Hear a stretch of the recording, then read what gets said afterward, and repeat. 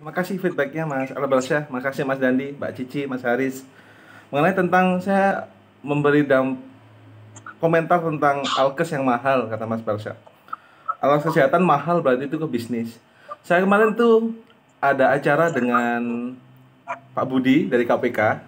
Dari KPK ini, Komisi Pemberantasan Korupsi, dan Pak Budi, saya tanyain, Pak Budi gimana ini tentang adanya COVID-19 dan korupsi gitu.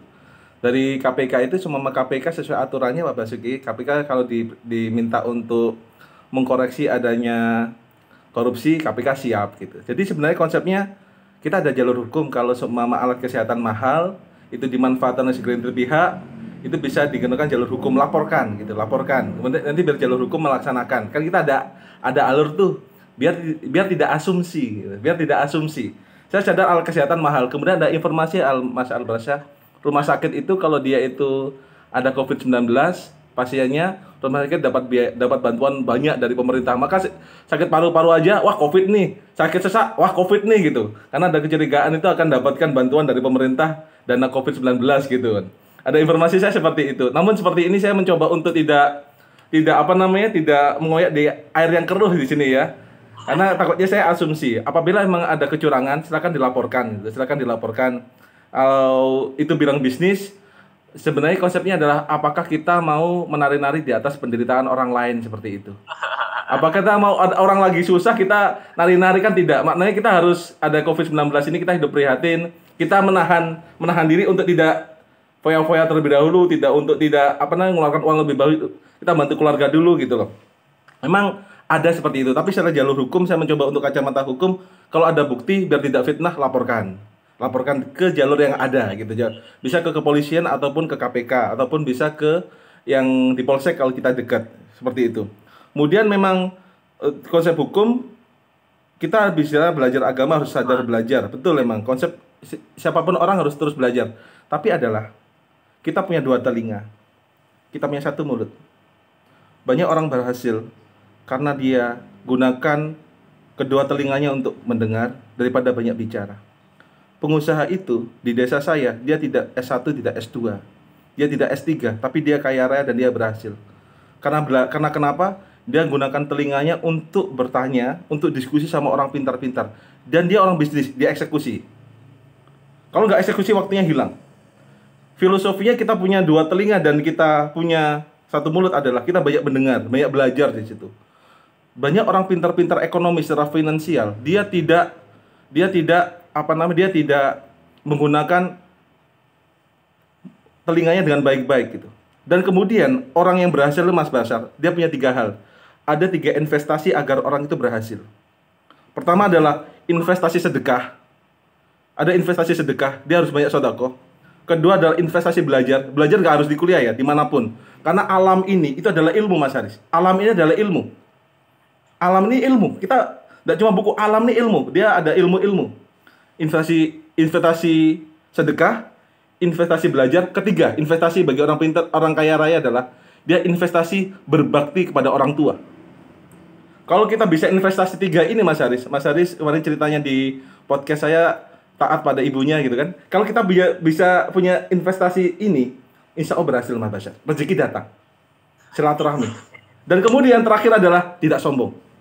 Orang kaya-kaya itu tidak sombong, dia itu malah bersedekah itu ya, makasih ini uangnya gitu loh. Dia malah gini kan, loh Pak, kenapa Anda sedekah kok malah berterima kasih pada orang yang dikasihkan? Iya Pak Basuki, kalau saya itu gak ada orang yang miskin, bagaimana saya bisa sedekah gitu? Maka orang besar-besar gak boleh sombong. Secara komunikasi politik ya, secara ilmu komunikasi, kita harus satu level. Kan kita harus satu komunikasi, kita harus pintar komunikasi, menyamakan. Maka kemudian kalau Mas Basar ingin setara dengan lain, harus komunikasi, dan kemudian tidak boleh sombong. Tiga investasi, tidak boleh sombong. Itu ada pertanyaan kedua. Ketiga adalah orang menghadirkan Tuhan dalam dirinya, keadilan omong kosong, hukum berpihak, adil. Iya, emang hukum berpihak bagi yang menang. Hukum berpihak bagi yang menang. Maka kemudian adalah dalam konsep pengacara itu adalah maju tak gentar membela yang bayar. Iya, maju tak gentar membela yang bayar, Mas Dandi kan. Tapi konteksnya adalah karena saya orang hukum, saya pernah sebagai konsultan hukum dan saya sebagai peneliti mediator, maka konsepnya adalah Yang kita dukung adalah yang benar di sini konsepnya. Emang kita punya nafsu. Kita punya nafsu, kita punya keinginan untuk menang. Tapi that's life. Kita hidup di dunia, bro, bukan hidup di akhirat. Kalau akhirat orang baik-baik semua. Akhirat orang baik-baik semua, kita hidup di dunia, gak semua orang baik loh, gak semua orang baik. Ya ini hidup gitu loh, ini hidup. Kalau semua di lapas orangnya gitu semua, ya itu hidup, that's life gitu loh, that's life, kita harus menerima gitu. Maknanya apa adalah bagaimana kita menghadirkan Tuhan dalam diri kita, keadilan itu omong kosong. Emang konsepnya keadilan susah sekali, saya bicara keadilan susah. Tapi bagi kalau Mas Basar tahu teman-teman hakim, mereka bilang apa? Mereka akan berusaha untuk memberikan keadilan bagi masyarakat. Mereka akan terus berusaha di sini. Konsepnya yakni kalau kita bicara adil, kita susah untuk adil itu. Orang adil itu susah. Tapi konteksnya adalah kita mendekati keadilan. Kita mendekati untuk proses keadilan tersebut. Dengan cara apa? Ada namanya substansi, aturannya. Kemudian substansi itu aturannya. Yang kedua adalah formil atau hukum acaranya, prosesnya, proses beracaranya. Kalau ini dijalankan dengan baik, kita bisa menemukan. Memang hukum seringkali dipandang orang adalah tidak berpihak. Hukum itu tajam ke bawah dan tumpul ke atas, itu omongan orang-orang, dan itu betul. Tapi yang praktiknya adalah bagaimana kita sebagai generasi muda untuk mengikuti bisa merubah keadaan itu. Yang adanya terjadi adalah hari ini Mas Basar, anak-anak muda Mas Basar. Hakim itu muda-muda Mas Basar. Dia juga menemukan hukum banyak muda loh. Pengacara juga hari ini banyak muda-muda. Kemudian profesor hukum itu muda-muda Mas Basar. Praktiknya apa adalah mereka yakni hukum terus beregenerasi. Di pengadilan terus beregenerasi.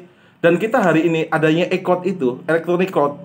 Teman-teman mau cari uang di situ nggak bisa Mas Basar. Dulu itu satu kali daftar 100.000 uang untuk Gara-gara ada e-court uang masuk bank, nggak bisa terdeteksi dia bermain uang. Mana ya apa? Secara proses terus pungli nggak boleh.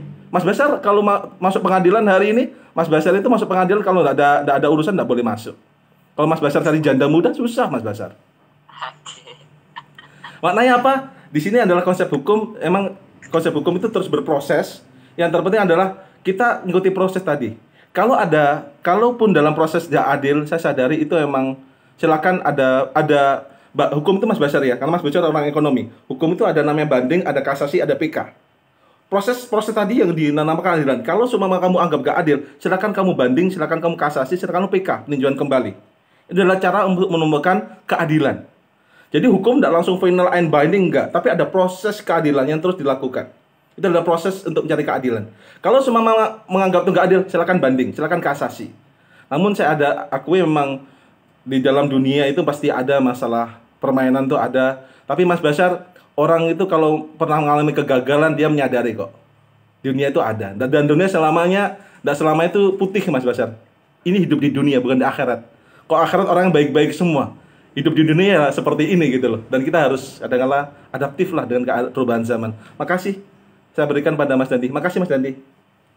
Terima kasih Pak Basuki Kurniawan.